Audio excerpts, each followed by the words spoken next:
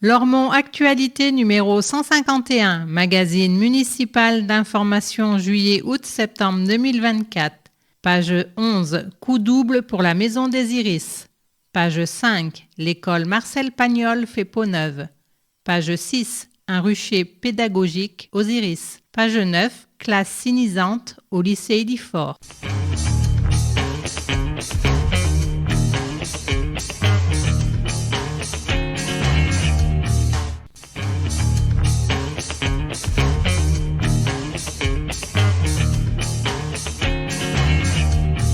Entretien entre Lormont Actualité et Jean Touzeau, maire de Lormont. La fiscalité communale a augmenté l'an dernier pour la première fois en plus de 20 ans. Est-il indispensable de réévaluer à nouveau les taux communaux cette année ? Pendant plus de 20 ans, nous sommes parvenus à ne pas augmenter nos taux de fiscalité. Plusieurs éléments nous y ont finalement contraints.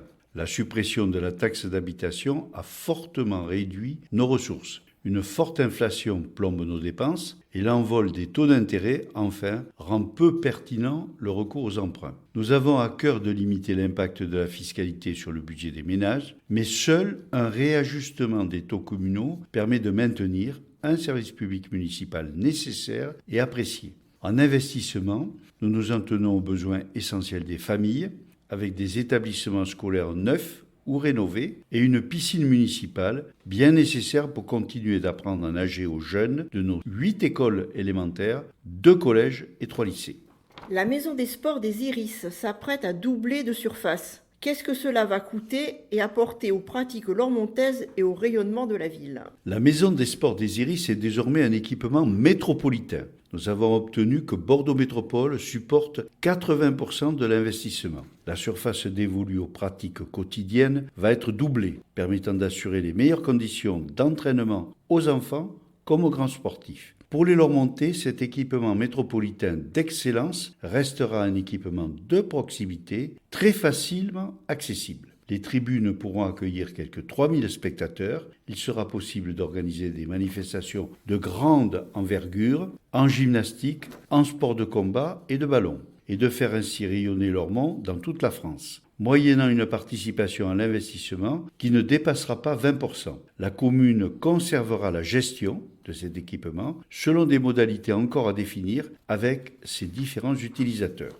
Le label d'excellence Cité éducative de Lormont vient d'être prolongé de 3 ans avec d'importants financements à la clé. De quoi cela témoigne-t-il ? Ce label témoigne du fait qu'à Lormont, l'éducation est depuis toujours la priorité des priorités. Il ne s'agit pas d'un affichage, mais d'une réelle prise en compte dans tous nos budgets, dans toutes nos actions. La cité éducative témoigne aussi de notre volonté d'associer toutes les forces vives de notre territoire à l'éducation des enfants. L'éducation pour tous est un investissement pour l'avenir, un investissement pour la réussite de chacun, bien sûr, mais aussi pour l'équilibre de notre société sur ces grands fondamentaux que sont l'égalité, la fraternité et la laïcité. Tout cela n'a pas de prix, mais a un coût bien réel sur lequel on ne peut transiger. Nous nous efforçons cependant de limiter la part de la ville et celle des contribuables lormontais en obtenant toujours le maximum de soutien auprès des collectivités qui peuvent nous aider.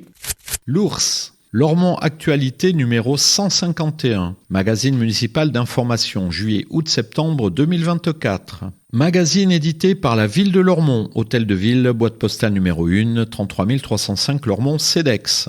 Téléphone 05 57 77 63 27. Fax 05 57 77 63 28.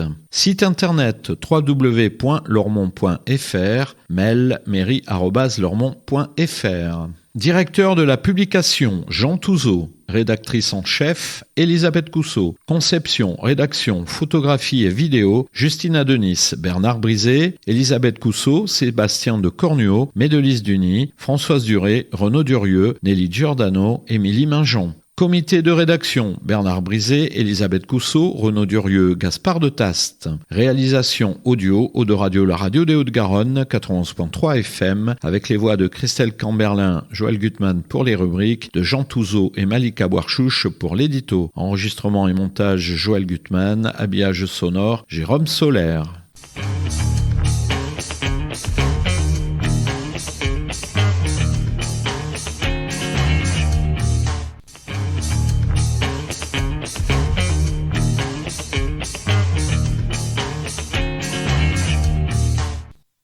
fait. L'altruisme musical. Directeur de l'association Musique de Nuit et chargé de la programmation du Rocher de Palmer, Patrick Duval élabore une politique partenariale avec Lormont, Senon, Bassins et Floirac depuis de nombreuses années. Fort de cet ancrage pérenne sur le territoire des Hauts-de-Garonne, il a toujours eu la volonté de présenter des musiques peu audibles dans les médias, avec une exigence de qualité qui a forgé sa réputation. Tout a commencé à Lormont en 1991 avec l'opération Rap dans les cités. Le groupe Ayam et Tonton David, totalement inconnus à l'époque, étaient venus proposer des ateliers d'écriture, de danse et de graphe, explique Patrick Duval. 2 ans avant le tube phénoménal Je danse le Mia, sorti en 1993, Akhenaton et DJ Keops chantaient et déclamaient déjà avec des jeunes lormontais. Ce fut notre première collaboration et le début d'une grande aventure musicale et culturelle. Puis nos actions se sont pérennisées avec une ouverture sur les musiques du monde et le jazz, afin de ne pas rester figé dans l'image stéréotypée du hip-hop des villes de banlieue. Des artistes comme Moleke de Rua, Pompey Segundo, Magma, Richard Galliano, Néné Chéri et bien d'autres ont ainsi pu jouer à Lormont. Nous avons également initié les siestes musicales à la médiathèque, les concerts chez l'habitant, le carnaval des Deux-Rives et bien sûr le festival des Hauts-de-Garonne, devenu un événement incontournable sur la rive droite. Cette année, le collectif de Kaboul à Bamako entraînera le public dans un périple musical de l'Afghanistan au Mali, loin des barrières politiques et des crispations identitaires. Le Festival des Hauts-de-Garonne à Lormont, ce sera le vendredi 5 juillet à 19h30 au Parc du Bois Fleuri. Un rendez-vous musical populaire mais aussi un temps privilégié de partage et de rencontre. La musique n'adoucit pas que les mœurs, elle permet aussi une vraie expérience de l'altérité. Article complet sur lormont.fr. Plus d'infos, lerocherdepalmer.fr. Prix Bois Fleuri, un quart de siècle de découverte. Les prix littéraires et cinéphiles du Bois Fleuri existent depuis un quart de siècle et ne comptent pas s'arrêter là. Les 8-10 ans viennent de distinguer Ados Animaux d'Alissa Verbize, les 10-12 ans Un jardin à Marseille d'Elisabeth Benoît Morelli. Les ados et les adultes ont primé le roman Au nom de Chris de Claudine Desmarteaux et la bande dessinée Celle qui parle d'Alicia Jaraba.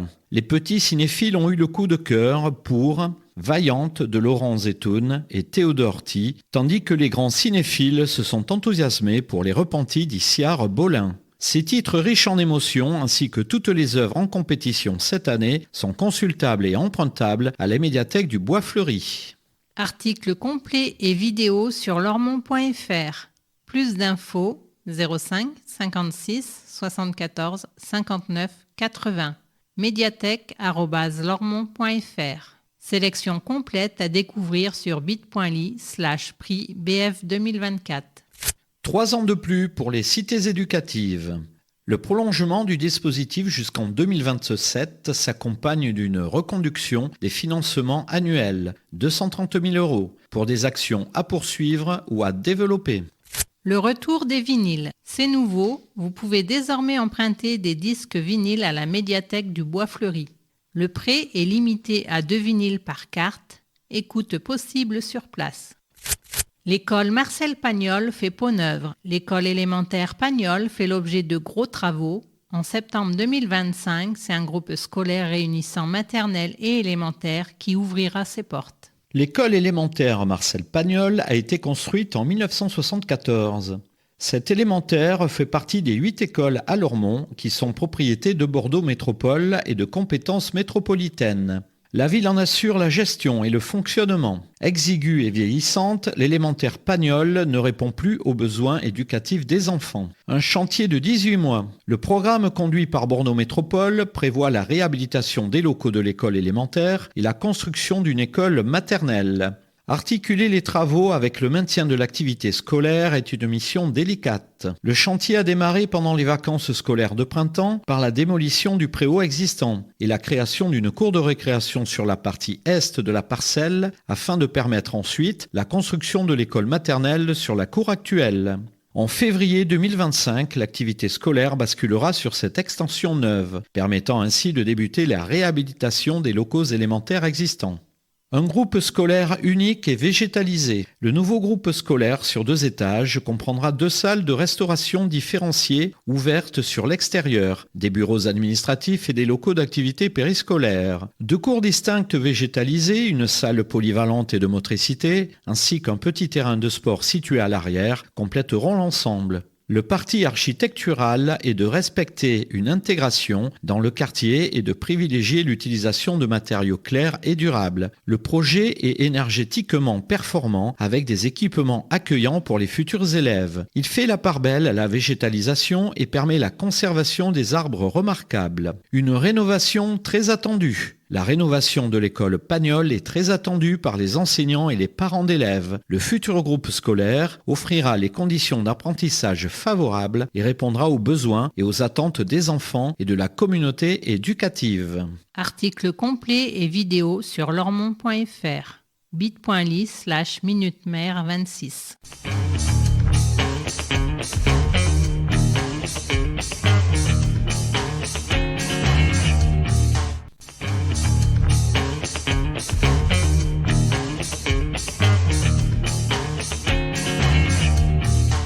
Au fait, suite. Le retour des abeilles aux iris.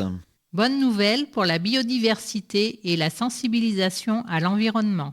5 ruches viennent d'être installées dans le parc des Iris. Menées par 2 passionnés d'abeilles, la lormontaise Rachel Gérardot et sa complice Nathalie Toméo, ce projet est soutenu par la ville dans le cadre du budget participatif 2023. Lormont compte désormais 5 essaims, soit bientôt 50 000 individus. 4 ruches sont situées près de l'enclos des ânes. La 5e est un rucher pédagogique installé à proximité du jardin des 5 sens.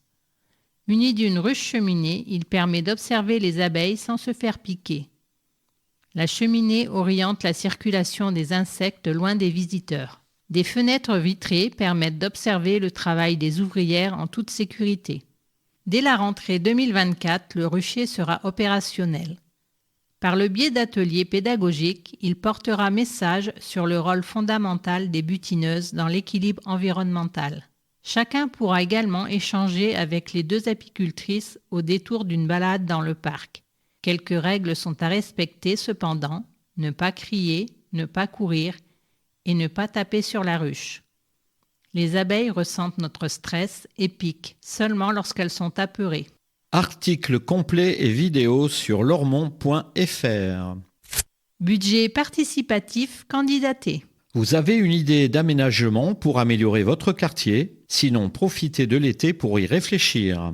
La mairie réserve 90 000 € pour la réalisation de projets d'habitants, chacun devant être réalisable pour un maximum de 22 500 €. Les candidatures seront à déposer entre le 16 septembre et le 29 novembre. Un comité de sélection largement composé d'habitants entérinera les meilleurs projets en vue de leur réalisation dans les mois qui suivront. Si vous n'êtes pas porteur de projet, vous pouvez candidater pour intégrer le jury. Les 3 précédentes éditions ont permis de mener à terme une trentaine de projets dans tous les quartiers de Lormont. Lors des premières éditions, des boîtes à livres et des tables de ping-pong ont été souhaitées et réalisées. On a aussi vu des projets environnementaux innovants, collecte de mégots, forêt nourricière, ruchers pédagogiques. Quel sera l'apport de cette 4e édition au Bien Vivre à Lormont? Plus d'infos 06 38 49 69 79. Budget participatif @lormont.fr. Jean-Louis Couturier dans nos mémoires. Président historique du club athlétique Lormont-Haut-de-Garonne, Jean-Louis Couturier nous a quittés le 2 mai à l'âge de 86 ans. Personnalité sportive et politique incontournable, il a marqué la vie locale par son enthousiasme de tous les instants, son humilité et son indéfectible humanité. Au-delà des titres remportés et des récompenses reçues, il a prôné toute sa vie durant l'altérité dans ce qu'elle a de plus noble. Il aimait dire que sa plus grande réussite était la maison du rugby du stade René Saillot, lieu par excellence de rassemblement et de convivialité où joueurs, entraîneurs et bénévoles, jeunes et moins jeunes, partagent une histoire commune. Son élégance et sa voix rock nous manqueront. La flamme à Lormont. Lormont accueillait le 23 mai la flamme olympique. Arrivée en navette fluviale et portée par Mehdi Benjeloun, engagé dans le sport local, la flamme a traversé la place Aristide Briand, monté la rue Jean Jaurès jusqu'à l'église Saint-Martin, puis redescendu la rue du Général de Gaulle avant de poursuivre sa route. Un événement historique et exceptionnel qui a rassemblé un public nombreux et enthousiaste. La ville à 30 km/h, un premier bilan encourageant.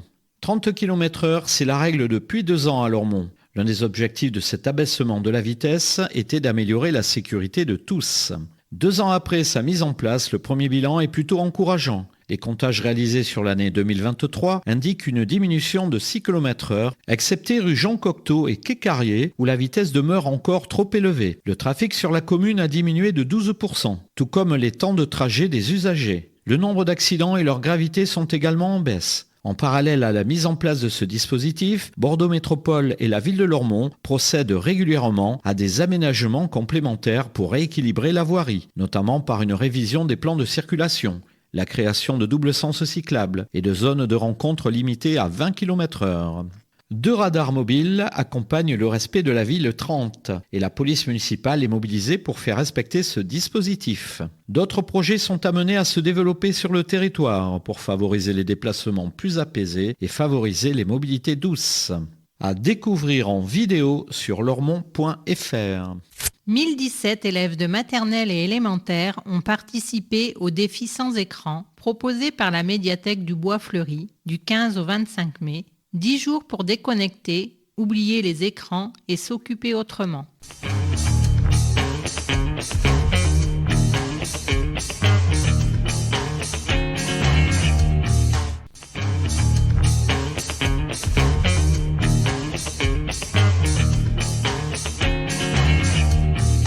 Au fait, fin. 30 ans de cuisine. Inaugurée à la rentrée 1994, la cuisine centrale a révolutionné la préparation des repas. Les déjeuners sont depuis cuisinés sur un seul site, refroidis très rapidement puis acheminés jusque dans les écoles où ils sont remis en température. Cette méthode permet une plus grande variété de plats, garantit une meilleure hygiène, préserve le goût et réduit les coûts.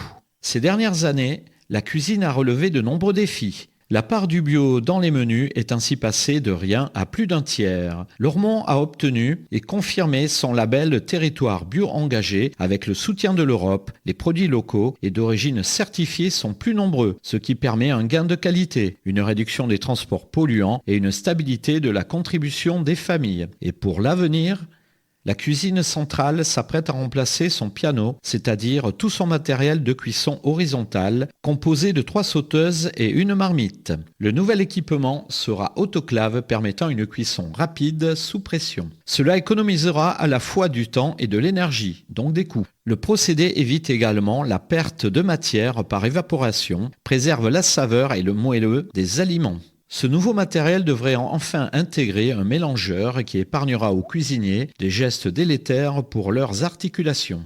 Les défis pour ces prochaines années ? Maintenir la qualité des repas sans trop augmenter la contribution des familles malgré une inflation importante, faire la part belle aux produits locaux et certifiés, augmenter la proportion de protéines végétales sans renoncer aux plats de terroir, en finir avec les derniers emballages plastiques, vraisemblablement au profit de récipients inox consignés pour le portage des repas. Une recette en perpétuelle amélioration. Plus d'infos, cuisine centrale 05 57 77 81 20. Nouveau local pour les restos. L'antenne des Restos du Cœur de Lormont a emménagé début avril rue Rabelais dans des locaux entièrement rénovés. La vingtaine de bénévoles dynamiques et volontaires est ravie d'accueillir dans de meilleures conditions les bénéficiaires lormontais. Les 200 mètres carrés offrent suffisamment d'espace adapté et dédié aux différents produits distribués, surgelés, produits frais et produits secs ou encore d'hygiène. Depuis le 11 mars, les Restos du Cœur ont lancé leur campagne d'été et continuent d'apporter une aide alimentaire aux personnes les plus fragiles. La campagne d'été dure 4 à 6 mois. Nous faisons en sorte que chacun ait accès aux produits d'hygiène et de première nécessité, précise Nicole, responsable de l'antenne lormontaise. Brosse à dents, dentifrice, gel douche, mais aussi du café sont distribués au moins une fois et en roulement. À noter qu'une aide à la personne, assistante sociale, coiffeuse, etc., et un point vestiaire avec des vêtements pour femmes, hommes et enfants sont également proposés aux bénéficiaires. L'antenne lormontaise des Restos du Cœur est ouverte les lundis et vendredis de 13h30 à 16h30. Plus d'infos 05 56 87 82 07 ad33.lormont@restoducoeur.org, article complet sur lormont.fr. Fondu de chinois. Le lycée Lifort vient de recevoir 15 lycéens taïwanais en séjour culturel. 8 lycéens lormontais sinisants s'envoleront à leur tour vers la mer de Chine en novembre. C'est presque la première promo de chinois du lycée Elifort. 5 lycéens de première l'apprennent déjà, mais Alice, Anna-Rose, Lily, Naila, Anousson, Enzo, Nassim et Thomas, aujourd'hui en seconde, le pratiquent depuis leur année de 6e au collège de Bassins. Ce petit groupe de 8 jeunes ultra motivés a donné envie à Valérie Large, leur enseignante de chinois, de poursuivre l'échange culturel et linguistique qu'elle avait précédemment mis en place au lycée Majandi. Objectif Taizong, seconde ville la plus peuplée de l'île de Taïwan après la capitale de Taipei. L'échange entre les deux lycées a démarré en février sur les réseaux sociaux. Pas facile de trouver la fenêtre de tir entre les fuseaux horaires de Lormont et Taizong, à plus 6 heures de chez nous. Xie. Merci, les échanges culturels internationaux. En mai, les Taïwanais ont découvert Bordeaux et ses charmes patrimoniaux et gastronomiques. Lors du match retour à Taïwan, programmé du 1er au 15 novembre 2024, l'accueil réservé aux élèves de Lormont s'annonce grandiose. Les lycéens lormontais prendront part à une cérémonie officielle devant 2400 lycéens taïwanais. Les Français sont toujours reçus comme des stars, commente Valérie Large. Outre les décalages horaires inévitables, après un voyage de 10 414 km et près de 15 heures de vol, la délégation lormontaise peut s'attendre à un choc culturel. Pour financer leur voyage, les lycéens français ont créé l'association AESB pour compléter la somme nécessaire au départ avec l'aide de la FCPE. Vente de gâteaux, vide-grenier, tombola, concert de violon chinois, cagnotte litchi ont déjà permis de collecter dans les 2000 €. Article complet sur lormont.fr. Cagnotte litchi, bit.ly/cagnotte Taïwan 06 81 18 48 62.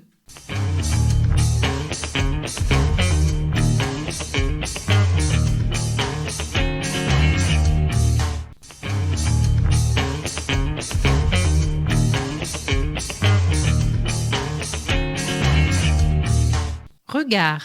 Le Kodokan de la Nouvelle-Aquitaine. Secrétaire général de la Ligue Nouvelle-Aquitaine de judo, Gonzalo Herrero s'enthousiasme pour la Maison des Sports des Iris. Son extension conforte sa place au premier rang régional pour les sports de combat. Passionné de judo depuis son adolescence, Gonzalo Herrero a découvert les arts martiaux à Pau, dans la section de son lycée qui était affiliée au judo club béarnais. Le judo est arrivé au bon moment dans ma vie. C'est un sport de valeur, aussi bien pour le corps que pour l'esprit. J'ai commencé comme simple pratiquant, puis j'ai passé mes grades pour donner des cours et finir ceinture noire 2e dan. J'ai aujourd'hui 76 ans et je suis président du Pau Judo Club béarnais depuis 47 ans, club où j'ai fait mes débuts. Il y a 60 ans déjà, confie-t-il. Je viens à la Maison des Sports des Iris au moins une fois par semaine et la Ligue compte 2 agents administratifs permanents, un entraîneur et un coordinateur sportif présents pour le pôle Espoir Nouvelle-Aquitaine. Organiser des stages nationaux et internationaux. Depuis son ouverture en 2003, la Maison des Sports des Iris s'affirme comme un équipement emblématique métropolitain, mais aussi régional. Avant les travaux d'extension, la structure lormontaise était déjà un outil de travail et de promotion des sports de combat en tout point remarquable. Après la rénovation, nous allons passer de 700 m² à 1200 m² de tapis avec un dojo annexe dédié à l'échauffement de 300 m². Ainsi, nous allons améliorer les conditions d'entraînement du pôle Espoir Nouvelle-Aquitaine et du club lormontais des arts martiaux, avec qui nous partageons certaines tranches horaires. Nous pouvons également accueillir des championnats de France de première division par équipe et organiser des stages nationaux et internationaux avec des têtes d'affiche de haut niveau. Nous l'avions déjà fait par le passé avec le japonais Masai Ebinuma, mais nous avions dû refuser du monde. Nous tenons à renouveler et à pérenniser ces liens avec les judokas japonais, car ils véhiculent des références historiques et techniques indispensables à la bonne pratique de notre sport. Avec une délégation régionale, nous revenons d'un séjour culturel et technique à Tokyo, au Kodokan, qui représente la référence absolue du judo mondial où par ailleurs ce sport a été inventé en 1882 par Jigoro Kano La Ligue Nouvelle-Aquitaine de judo compte 52 000 licenciés. La préparation au grade et la formation des cadres sont au cœur de nos préoccupations et la nouvelle Maison des Sports des Iris nous permettra de préparer dans les meilleures conditions les brevets d'État et autres diplômes fédéraux pour les nombreux judokas des clubs aquitains. La Ligue Nouvelle-Aquitaine compte 52 000 licenciés et le judo français se classe au 4e rang des fédérations olympiques et au 2e rang en ce qui concerne les licenciés de moins de 12 ans. Au-delà de l'esprit de compétition, nous tenons à développer auprès des plus jeunes les valeurs éducatives et inclusives du judo. Pour cela, il faut de bons outils qui deviennent des références reconnues par tous. Et tant sur ce point qu'en termes de lisibilité des manifestations organisées, la Maison des Sports des Iris rayonnera bien au-delà de notre très grande région, conclut avec fierté Gonzalo Herrero. Plus d'infos, nouvelle-aquitaine-judo.ffjudo.com.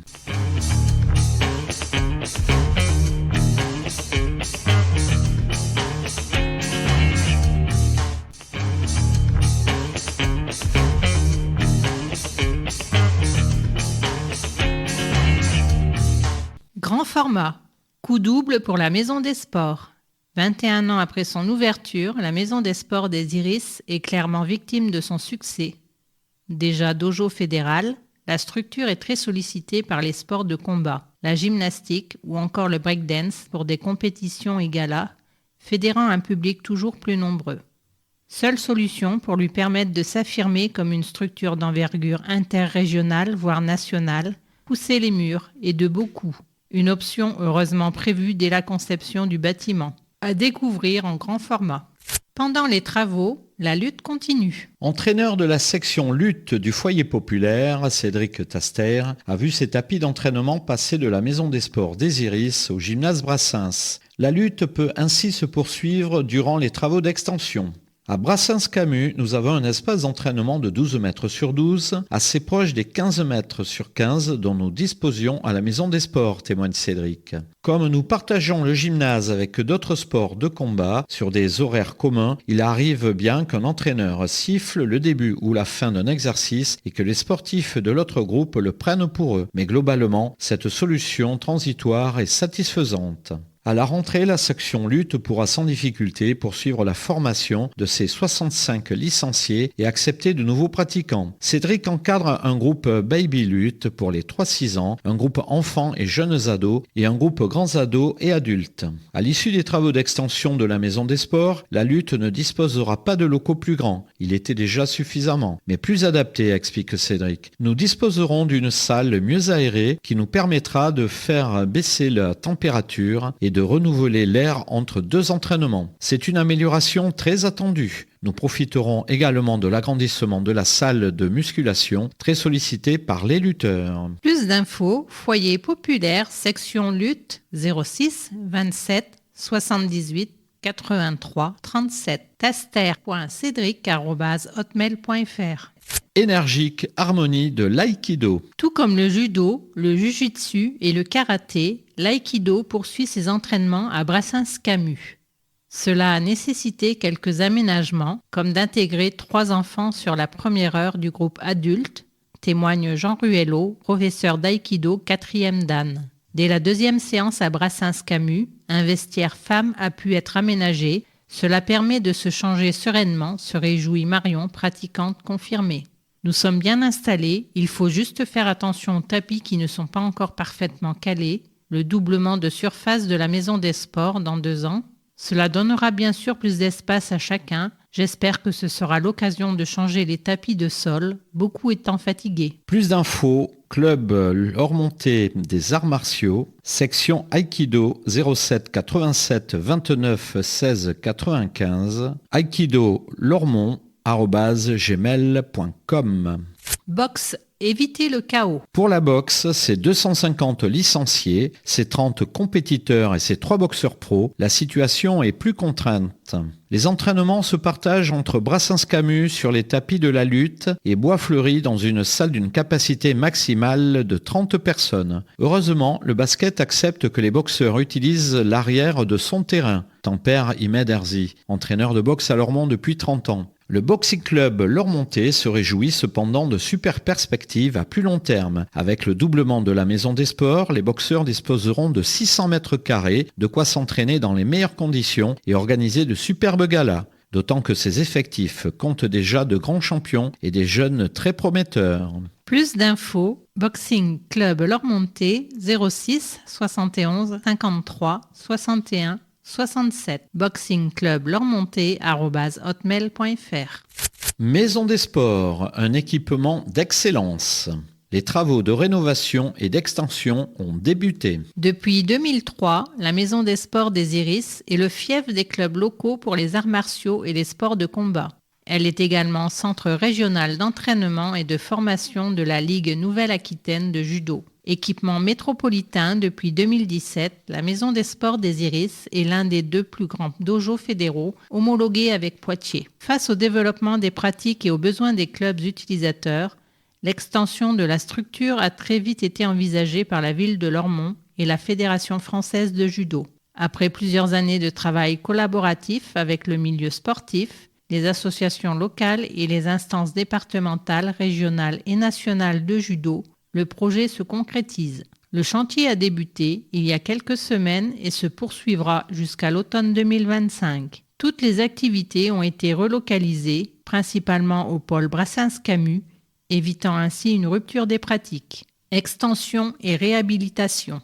Les travaux portés par Bordeaux Métropole prévoient une réhabilitation de l'existant d'environ 4200 m² et de 2360 m² d'extension. 550 m² de surface de pratique supplémentaire, soit le double de la surface actuelle, offriront aux clubs locaux et au pôle Espoir Judo Nouvelle-Aquitaine des conditions optimales pour leur entraînement, stage et compétition. Cette extension placera le dojo de Lormont au premier rang régional des équipements sportifs pour les sports de combat. Un lieu au service du développement du sport sur la commune, mais aussi sur le territoire aquitain. Un outil au service du sport pour tous, du sport scolaire et du sport de haut niveau. Le projet intègre également un volet numérique autour d'outils pour l'amélioration de la performance et la gestion de l'événement sportif. Une augmentation de la capacité d'accueil à 2000 personnes, contre 1500 actuellement, facilitera l'organisation de compétitions de haut niveau. Cette opération se double enfin d'un objectif ambitieux d'amélioration des performances énergétiques de l'ensemble du bâtiment. Coût prévisionnel des travaux, 16,5 millions d'euros. La ville de Lormont contribue à cet investissement à hauteur de 17%, sachant que Bordeaux Métropole en porte 62%, et que 21% sont subventionnés par la dotation nationale de soutien à l'investissement local, par l'Agence nationale du sport et par la région Nouvelle-Aquitaine. Article complet sur lormont.fr.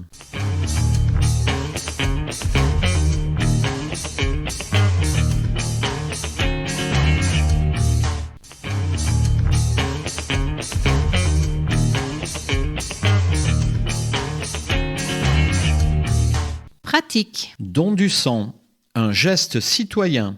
La prochaine collecte de l'établissement français du sang à Lormont aura lieu le lundi 30 septembre de 16h à 19h à Brassens-Camus. Un don de sang ne prend que 45 minutes et peut sauver une vie. Conditions détaillées sur le site de l'EFS, dondesang.efs.santé.fr. Rendez-vous à prendre sur mon-rdv-don-de-sang.efs.santé.fr. Plus d'infos 0800 74 41 00, numéro vert. Canicule, solidarité et précaution. Vous êtes handicapé ou âgé, vous vivez seul et redoutez les fortes chaleurs, vous connaissez une personne handicapée, âgée, vulnérable ou fragilisée, informez-en le Centre communal d'action sociale au 05 57 77 63 60. En cas d'urgence en dehors des heures d'ouverture du CCAS, contactez l'agent d'astreinte au 06 07 88 87 21.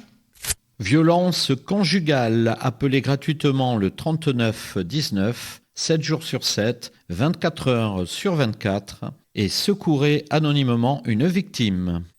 39 77, le numéro contre les maltraitances. Le 39 77 est le numéro national d'écoute dédié aux personnes en situation de vulnérabilité. Ce service est gratuit, accessible aux victimes et aux témoins, entourage et professionnels. Il peut aussi être contacté par écrit via un formulaire en ligne sur le site ou par email à l'adresse 3977 contre la maltraitance.org. Il dispose enfin d'un accès pour les personnes sourdes et malentendantes, appel visio en LSF depuis le site internet. Plus d'infos 3977.org. Encombrants, vous habitez en maison individuelle, merci de sortir vos encombrants la veille du jour de collecte, c'est-à-dire le mardi 2 juillet pour la collecte du 3 juillet, le mardi 6 août pour celle du 7 août, le mardi 3 septembre pour celle du 4 septembre. Cette recommandation ne concerne pas les copropriétés et l'habitat collectif public qui doivent se référer aux consignes des bailleurs et syndics. Plus d'infos 05 57 77 63 40 bit.ly/encombrant Lormont. Bon geste contre les moustiques. Des campagnes de démoustication sont effectuées par Bordeaux Métropole jusqu'à fin septembre. Pour plus d'efficacité et pour vous protéger contre le développement de ces nuisibles, pensez à supprimer les eaux stagnantes autour de votre domicile. N'hésitez pas non plus à signaler la présence de moustiques en utilisant le formulaire en ligne sur bordeaux-métropole.fr ou par téléphone au 05 56 99 84 84. Plus d'infos bordeaux-métropole.fr. Absence tranquille. Vous souhaitez une surveillance de votre domicile par les services de la police nationale et police municipale lors d'absence prolongée de votre domicile. Vous pouvez bénéficier de l'opération Tranquillité Absence. Pour cela, il est indispensable de vous inscrire 48 heures avant votre départ, excepté en juillet et août, où ce délai passe à 5 jours. Pour cela, une fiche d'information est à remplir auprès du bureau de police municipal, dit rue des Garrosses, du lundi au vendredi de 8h à 17h. Si vous remarquez un fait anormal chez des voisins absents, ne manifestez pas votre présence, composez le 17. Appel gratuit, plus d'infos 08 09 54 01 33. Vous êtes un senior, vous allez avoir 65 ans ou plus. Vous souhaitez connaître les activités de loisirs faites pour vous. Vous aimeriez participer à des animations proposées par le CCAS. Vous désirez recevoir des infos utiles et pratiques de la commune. Le Centre communal d'action sociale vous informe. Faites-vous connaître 05 57 77 63 60 ccas@lormont.fr. À l'accueil du CCAS, 7 avenue de la Libération, pôle territorial de solidarité.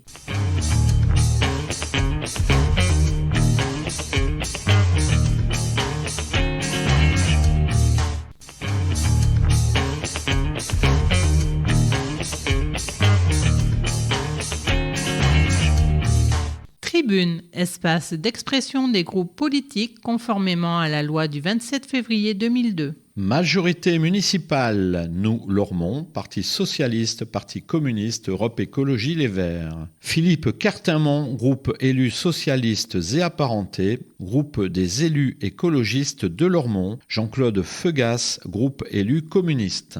Lormont, terre de jeux, de sport et d'investissement. Notre commune a eu la chance de recevoir la flamme olympique. Ce moment historique restera gravé dans la mémoire de plus de 800 enfants présents ce jour-là et de milliers d'amoureux du sport. Cet événement, après l'accueil formidable des Fidjiens il y a quelques mois, démontre l'importance du sport pour notre ville, nos enfants, notre population. Qu'il s'agisse d'en pratiquer ou d'y assister, le sport est un formidable vecteur de rassemblement, de partage et d'émancipation pour tous. Au quotidien ou lors de grands rendez-vous, le plaisir de se retrouver autour de sa passion sportive est toujours un moment fort et mémorable. De ce fait, la majorité municipale a décidé de porter de grands investissements dans ce domaine, comme elle le fait pour l'éducation et la culture, deux autres domaines essentiels à nos populations. Après la transformation de la halle couverte de l'Adoumègue en gymnase, la création du terrain synthétique de Saillot, la rénovation du terrain du Gary, le début du chantier de la piscine, c'est désormais à la Maison des Sports des Iris de connaître une rénovation et extension complète. Ainsi, la majorité a décidé de doubler la capacité d'accueil de cet équipement, devenu une référence régionale pour les sports de combat. Désormais, cette maison des sports sera une référence nationale et accueillera des compétitions nationales et internationales avec 3000 places assises. La modularité de cette salle permettra également d'y accueillir des grands événements sportifs, handball, basket, gymnastique, danses urbaines. Mais elle restera également et en priorité une salle ouverte à tous les scolaires de la ville. Une salle qui accueillera les associations sportives locales qui permettent aux Lormontais de découvrir et pratiquer leur passion dans les meilleures conditions de la métropole. Car cet investissement portera encore plus haut le rayonnement sportif de Lormont au sein de la métropole et bien au-delà et permettra d'être encore plus fiers de notre ville et de ses installations que peu ont en nombre et qualité équivalente. C'est un choix politique assumé par notre majorité que d'investir pour la qualité de vie des Lormontaises et Lormontais, malgré la baisse constante des budgets des collectivités locales imposée par le gouvernement. Notre politique démontre que le choix qui a conduit à une hausse modérée de la fiscalité locale s'accompagne d'une hausse importante de la qualité de vie et d'épanouissement à Lormont. La majorité municipale porte et portera encore les investissements structurants, nécessaires et valorisants pour que chaque Lormontais puisse s'épanouir dans notre ville.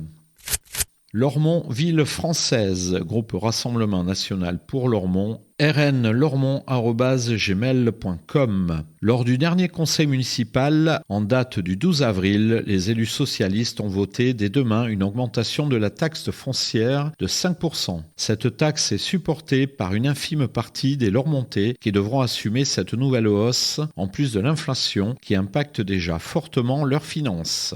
Comment les socialistes espèrent-ils favoriser la mixité sociale en assommant fiscalement le peu de propriétaires qui occupent notre ville? Au contraire, nous avons défendu une baisse de la taxe foncière pour développer l'attractivité de Lormont.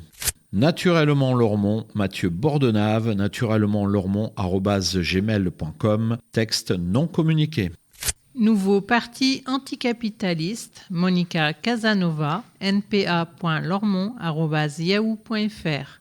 Solidarité avec la jeunesse révoltée en Nouvelle-Calédonie. Le gouvernement Macron a déclenché la révolte en portant un nouveau coup à la loi électorale. À 17 000 km de là, il décide de diminuer la représentation des populations kanaks au bénéfice des partis loyaux à la métropole. Pour mater la rébellion qui est aussi sociale, il envoie le RAID et des forces de l'ordre en nombre qui ont déjà fait 7 morts, dont un jeune tué par une balle dans le dos et une mère de famille. Pour le droit du peuple de Kanaki à l'autodétermination s'il le souhaite, pour que les peuples de la Mélanésie puissent décider comment vivre ensemble, retrait de la loi électorale, hors de Nouvelle-Calédonie, les troupes coloniales françaises.